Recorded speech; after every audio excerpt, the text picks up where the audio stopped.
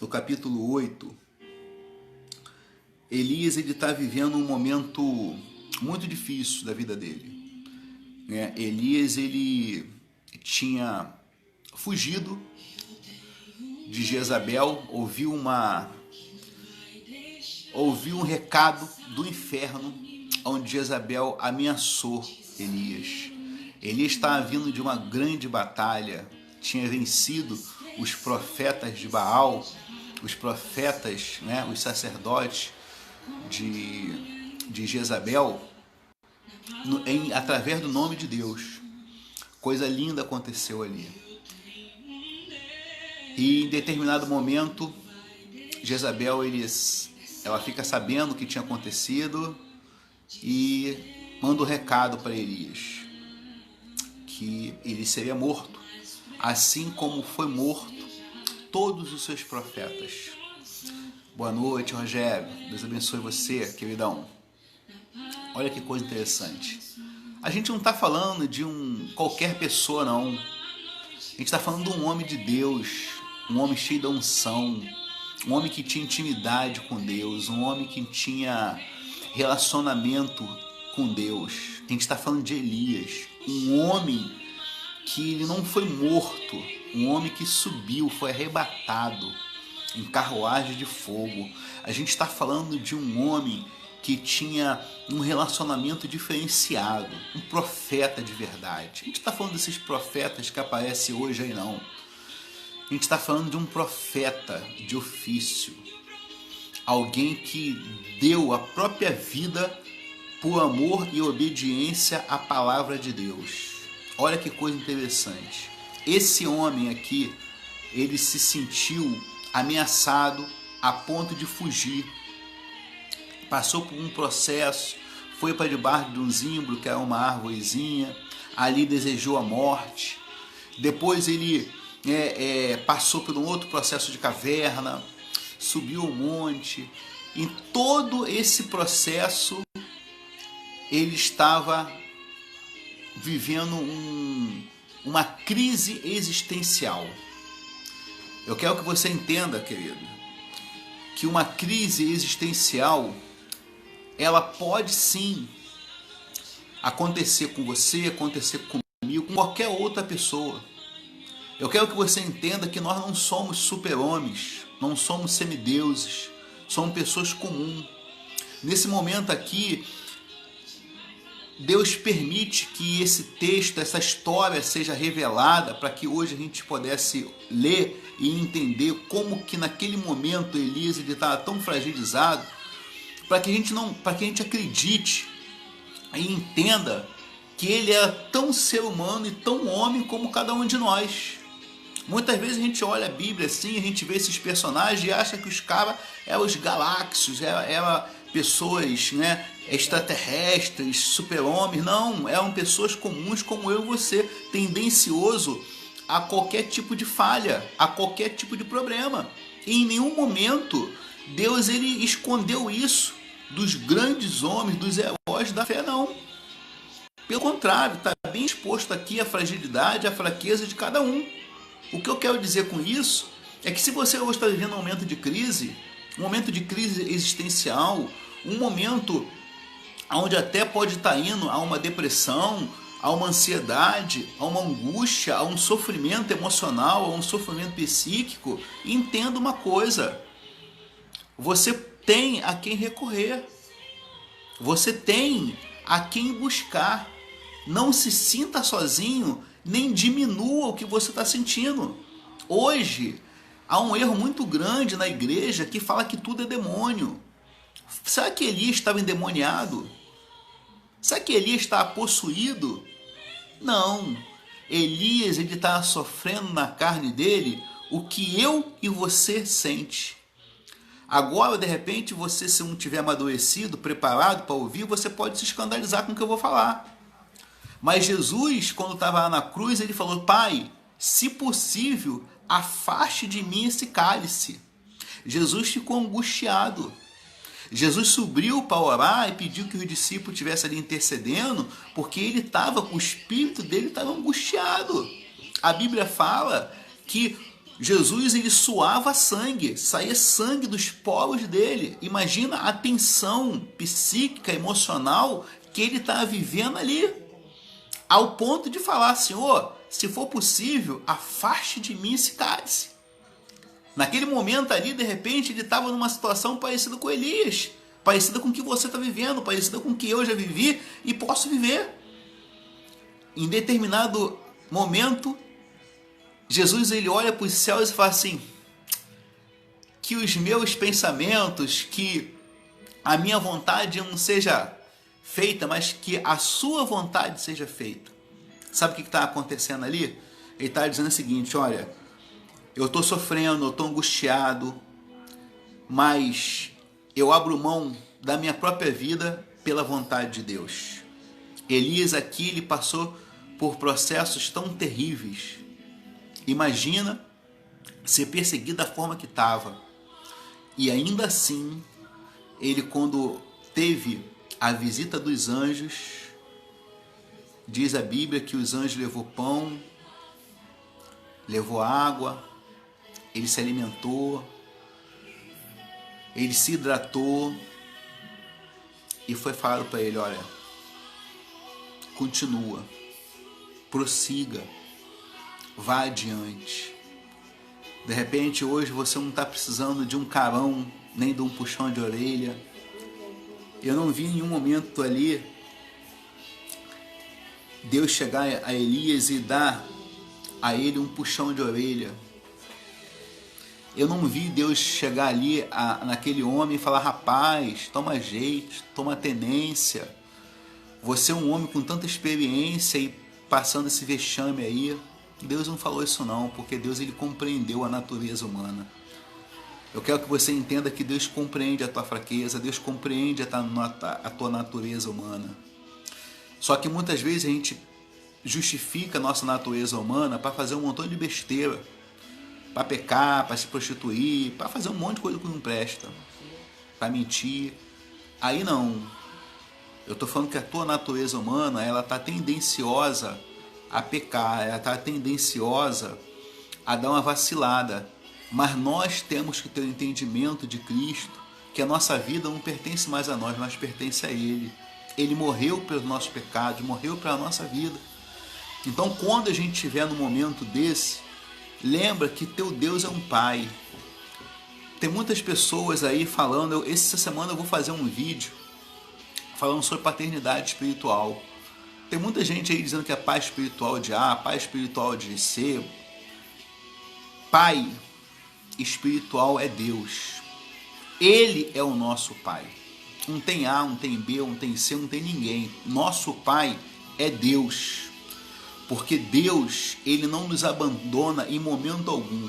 Ainda quando a gente vacila e a gente perde o caminho, perde a direção, até se desvia, ele continua sendo Pai. E como Pai, ele nos recebe, nos abraça, tira as nossas lepras, as nossas feridas, as nossas mazelas, coloca um anel de novo do nosso dedo de filho, nos abraça, nos veste e cuida de nós. Então, em nome de Jesus, quando a gente fala de Elias, a gente está falando de um grande homem de Deus.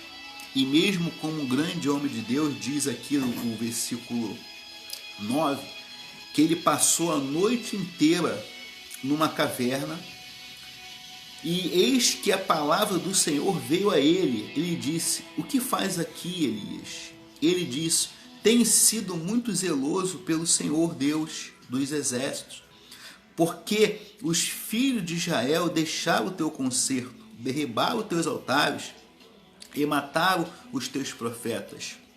Elias fala para Deus: olha, eu tenho sido zeloso ao Senhor. Elias diz para ele: o Senhor sabe que eu sou teu, mas ainda assim eu estou sofrendo isso. Ainda assim eu estou sofrendo perseguição. Ainda assim eu estou sofrendo injustiças. Ainda assim tentam me matar. Quantas vezes você também está na mesma situação? Você diz: poxa, pastor, dessa vez eu estou fazendo as coisas certas, dessa vez eu estou tentando me aprumar, mas ainda assim eu estou vivendo aflição, ainda assim eu estou vivendo ataques do inimigo. E eu quero dizer para você o que Jesus disse para cada um de nós. Olha, no mundo tereis aflições, mas tenha bom ânimo. Eu venci o mundo. Jesus teve aflição. Todos os grandes heróis da fé teve aflições terríveis. Porque nós somos seres humanos. E aí o inimigo sabe onde atacar. Ataca o nosso emocional, ataca nossas emoções, ataca nos nossos pensamentos, faz com que a gente tenha pensamentos catastróficos. O que são pensamentos catastróficos? São aqueles que a gente só pensa o pior. Um exemplo, está chovendo, a gente pensa logo que a nossa casa vai ser inundada. Isso são pensamentos catastróficos. E o inimigo muitas vezes entra nos nossos pensamentos para fazer com que a gente acredite que o nosso gigante ele é invencível. Se Josué tivesse olhado para aquelas muralhas de Jericó e realmente acreditado que elas seriam invencíveis, Deus não tinha operado o milagre. Se Moisés tivesse olhado para o Mar Vermelho, e tivesse achado que é impossível de acontecer, o mar não tinha se aberto. Não é verdade? De repente, Davi, se olhasse para Golias e imaginasse que ele seria um gigante indestrutível, como tantos ali do lado dele estavam olhando, Davi não tinha vencido aquele gigante. Eu quero ser um profeta de Deus na sua vida hoje e te dizer o seguinte: ainda que aquilo que esteja na tua frente pareça impossível de ser vencido, é o Senhor que te ajuda e que te fortalece. É Ele que vai à tua frente. Muitas vezes a gente não consegue entender o que está acontecendo, mas tudo tem explicação. Estava num congresso ontem, maravilhoso, e o apóstolo Ricardo, ele brincava o tempo todo, fala assim, tudo se vê, tudo fala, e é uma realidade. Porque aquilo que nós estamos vivendo, em algum momento nós fomos orientados, alertados que ia acontecer. Aquilo que a gente está vivendo hoje, em algum momento, a gente é orientado por Deus como sair, mas a gente tem que estar com nossos ouvidos atentos à voz de Deus, para que Ele possa te direcionar. Tem um hino que eu gosto muito que diz assim, quando não sei o que fazer, eu paro tudo e deixo Deus falar. Tem momentos que a gente tem que deixar de agir com as nossas próprias mãos. Tem momentos que a gente tem que deixar de agir com o nosso próprio entendimento, nosso próprio intelecto, parar tudo e ouvir o que Deus quer que a gente faça. Vai ter direções que Deus vai te dar que aos olhos naturais podem ser loucura, mas Deus sabe o que Ele está fazendo. Eu quero convidar você hoje, em nome de Jesus, a buscar o teu Deus de todo o teu coração, de se entregar de verdade, de permitir que Ele cuide de você verdadeiramente. Porque quando um homem ele é cuidado por Deus, ele tem as suas necessidades supridas. E eu não sei qual é hoje efetivamente a tua necessidade. Não sei de fato, mas Deus ele sabe.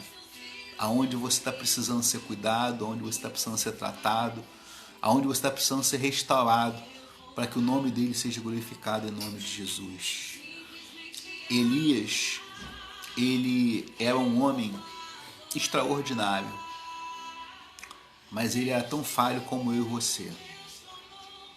E isso fica muito claro quando a gente vê essa passagem dele fugindo, desejando a morte e quase perdendo a esperança daquilo que ele tinha como propósito. Mas Elias ele teve uma coisa que muito me chama a atenção, eu tento buscar isso na minha vida a todo momento. Elias ele tinha uma postura bravio de guerra, mas ele tinha um coração obediente e um coração desejoso de Deus, um coração humilde. Um coração humilde faz a gente reconhecer que a gente precisa de ajuda. Então, em nome de Jesus, o Senhor, ontem eu estava em algum momento lá do congresso, eu tive uma sensação, comecei a chorar, chorava muito, mas como eu chorava. Olha, eu fui lá para trabalhar, mas foi impossível não ter vivido aquilo dali. E eu chorei muito por trás da máscara ali, eu chorando, chorando, chorando. E Deus falando comigo que o choro, Ele está buscando os homens e mulheres de Deus que choram na sua presença. Homens e mulheres de Deus que choram, que têm um coração sensível à voz de Deus. Tem pessoas que choram porque ficou emocionado numa novela, que é uma ilusão. Tem pessoas que choram porque até por causa de um jogo. Mas o Senhor hoje tem buscado pessoas que choram com a alma, necessitando da presença de Deus na sua vida. Em nome de Jesus, dê ao Senhor a sua vida de verdade.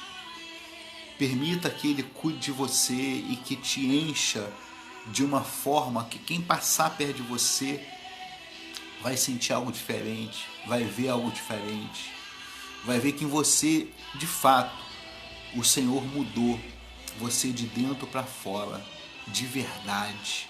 Não aceite ser um crente meia boca, um crente quiabo, como diz os campistas.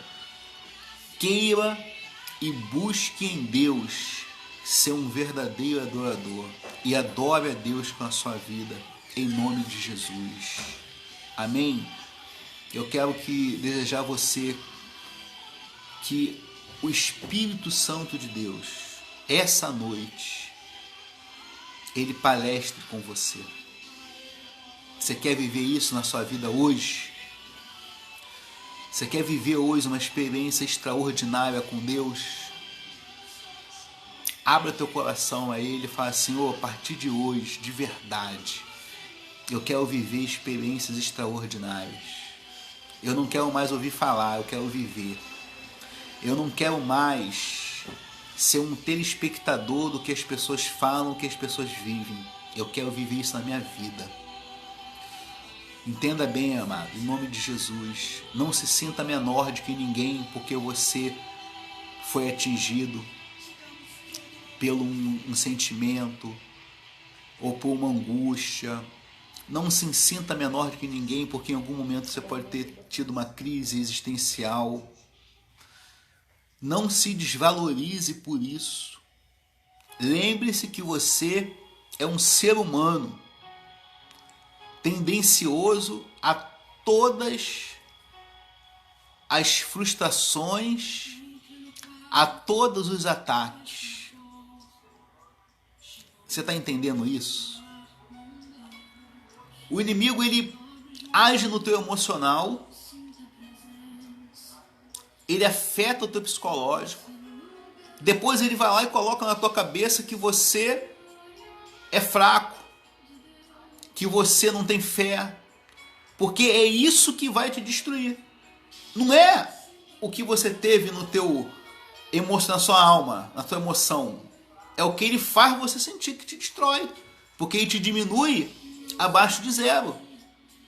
E aí você se distancia das coisas de Deus por se achar impuro, injusto e um monte de outras coisas. Então hoje, em nome de Jesus, hoje, valorize o que está dentro de você. Em nome de Jesus. Ah, pastor, mas eu estou numa crise existencial, eu não sei o que eu faço na minha vida, eu não sei quem eu sou, eu não sei o que Deus tem para mim. Você é filho de Deus, e como filho de Deus, você é fortalecido nele, você não é órfão, você não é uma órfã. Você é filho, você tem pai. Um filho que tem pai, ele tem alguém que o protege, ele tem alguém que está com ele ali, e o teu pai não é ninguém natural não. Teu pai é um homem extraordinário que criou os céus e a terra. O teu pai é o Senhor. Você está entendendo isso? Então tome posse dessa tua paternidade espiritual. Tome posse de quem você é em Deus, em nome de Jesus. Tome posse daquilo que Deus tem para a tua vida. Deus não tem te chamado somente para você cumprir o ciclo natural da vida. Nascer, crescer, envelhecer, talvez reproduzir e depois morrer.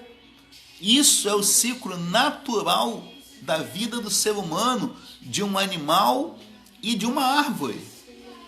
Mas o Senhor nos fez a sua imagem e semelhança para que a gente nesse tempo marcasse uma história. Você pode de repente marcar uma história no teu país, mas você pode marcar uma história na vida da tua família. Você pode marcar uma história na vida da tua esposa, você pode marcar uma história na vida do teu marido, você pode marcar uma história na vida do teu filho. E é para isso que o Senhor tem te chamado. Então não permita que esses sentimentos te desanimem, não, muito pelo contrário. Faça assim: olha, eu sou ser humano, eu sou tendencioso a qualquer tipo de fraqueza, mas é o Senhor que me fortalece. Eu estou tendencioso a qualquer tipo de problema, mas Deus, Ele me enche de uma forma tão extraordinária que é por isso que eu sou mais que vencedor em glória por Cristo Jesus. Oh, aleluia! Você pode tomar posse disso? Eu sou mais que vencedor em glória por Cristo Jesus. Existe dentro de mim um leão que ruge.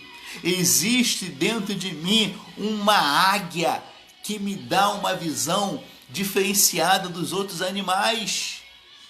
Existe dentro de você um Espírito Santo que está aí dentro de você. É exatamente isso. É bíblico, o Senhor nos garante isso. Então, quando você toma posse, você faz o quê? Entra no teu quarto, no teu secreto, curva a tua cabeça, se arrepende se fez alguma coisa errada, se confessa ao Senhor, abre teu coração para Ele e deixa Ele te renovar. Você vai sentir aí o renovo. Dentro da tua casa, você vai sentir o renovo e a transformação de Deus na sua vida. Por quê? Porque Ele te visita. Amém? Você toma posse disso em nome de Jesus? Você confia, acredita nisso em nome de Jesus para você? Você precisa conhecer os teus limites e você evitar transpor esses limites. Sabia que você é limitado a ouvir muitas coisas, a ver muitas coisas? A Bíblia fala que o que nos contamina é aquilo que sai de dentro de nós. Mas se sai é porque por algum momento entrou. Então nós somos, de fato, aquilo que nós vemos, assistimos, ouvimos, aquilo que a gente se permite ser transformado. Lembra que eu falei lá atrás da questão do barro? Então, o barro, ele enrijecido, ele não tem serventia, mas o barro mole tem. Amém? O barro maleável, ele tem muito valor. E o Senhor sabe o valor que você tem para Ele. Então não abra mão disso não, em nome de Jesus, tá? Eu quero desejar para você uma boa noite, que o Senhor te guarde, que o Senhor te abençoe, que você tenha uma noite restauradora, que nessa noite você tenha experiências com Deus através dos seus sonhos, que você acorde amanhã, de segunda-feira, cheio de ânimo, cheio de vida, cheio de esperança, e que você entenda que as suas fraquezas são suas, mas quem te fortalece é o Senhor. Cada vez que você se sente fraco e você se apresenta a Deus e você busca nele força, mais forte você fica. Cada vez que você se sente invencível, mais fraco você fica. Porque quando a gente se sente invencível, a gente fala assim, nada me atinge. Tô tranquilão. Posso ver, posso ir, posso entrar, posso sair, que não vai acontecer nada comigo. Isso é um problema. Quando você reconhece as tuas fraquezas, os teus limites, você sabe até onde você pode ir. Então, conheça os teus limites, as tuas fraquezas, para você entender até onde você pode ir. E se você já tiver ultrapassado esses limites e já tiver caído no abismo e já está quase caindo no outro, lembra que o Senhor, com mão forte, Ele vai lá e te tira desse abismo. Jonas, ele fugiu de diante da face do Senhor. E nisso, um abismo chamou o outro. O primeiro abismo foi ele entrar naquele vendaval, né? Entrou no barco para fugir diante da face do Senhor, entrando no vendaval. Segundo abismo, quando ele foi engolido pelo peixe, e ele ficou 3 dias dentro das entranhas desse peixe. Um abismo chama outro abismo. Mas lá de dentro desse abismo terrível, ele clamou ao Senhor. E Deus ouviu o clamor dele e tirou ele do abismo que ele estava. Se Deus tirou Jonas de dentro de um ventre de um peixe, um abismo desse, por que ele não vai tirar você desse estágio que você está? É claro que ele vai tirar. Pode acreditar nisso. Tome posse disso. Mas tem um segredo. Abra o teu coração. Se arrependa. Se confesse ao Senhor. Clame a Deus e fala: Senhor, eu sou cheio de imperfeições. Por isso eu preciso do Senhor. Esteja comigo. E aí Deus, com mão forte, Ele vai lá, tira você desse estágio e te coloca em outro nível. Mas isso tudo começa com a obediência e a necessidade de se apresentar a Deus de forma verdadeira, do jeito que você é. Então, se em algum momento você utilizou uma máscara, se em algum momento você se escondeu atrás de algo que você não é, não se apresente a Deus assim. Pode ir do jeito que for que você é, porque Ele te conhece. Ele sabe como é que você está. Muitas vezes a gente está de frente da igreja, de frente da obra, é um pastor, é um missionário, é um evangelista, é um profeta, é um apóstolo. Muitas vezes a gente é alguém que está ali envolvido com a obra de Deus e a gente vai deixando as coisas aí no automático.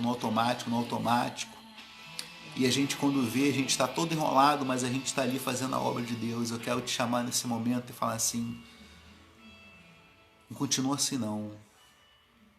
Porque um dia eu tive nessa mesma situação e as consequências foram cruéis demais. Então, em nome de Jesus. Pastor, o senhor está mandando eu parar? Não para não. Continua, mas de uma forma diferente. Pastor, então eu tenho que parar?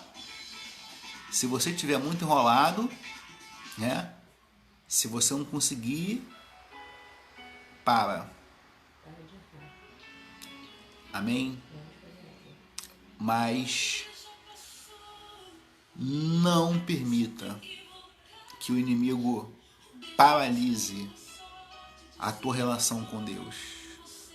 Estou envolvido com a obra, estou fazendo isso, estou fazendo aquilo, estou na correria, mas minha vida está toda errada. Não faz isso não, porque você vai estar levando problema para a vida de outras pessoas através daqueles que você tem. E não adianta a gente ganhar o mundo todo e perder a nossa própria vida. Não vale a pena. Não vale a pena.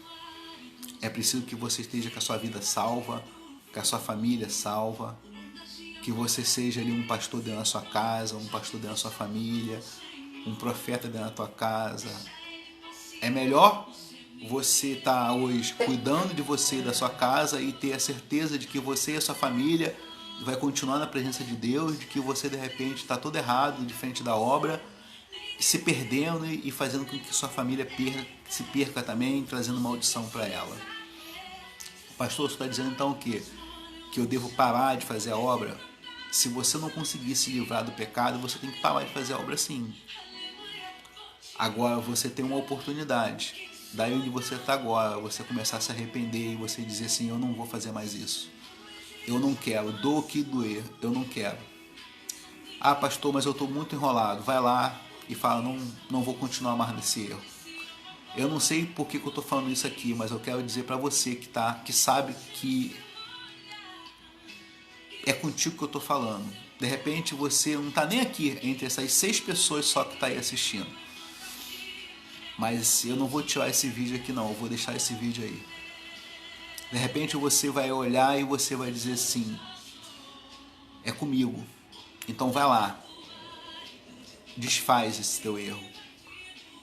E volte, se apresente ao Senhor e fala assim, eu estou todo quebrado, eu estou toda quebrada. Mas eu sei que isso é o melhor que eu podia ter feito. E é aí que Deus vai entrar. E é aí que Deus vai te restaurar. E é aí que Deus vai glorificar o nome dele na tua vida.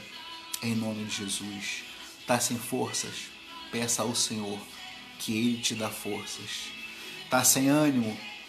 Busque ânimo em Deus. Tá sem esperança? Renove as tuas esperanças em Deus.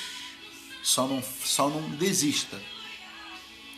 Só não desista de buscar, só não desista de lutar, só não desista de estar na presença de Deus em nome de Jesus. Amém?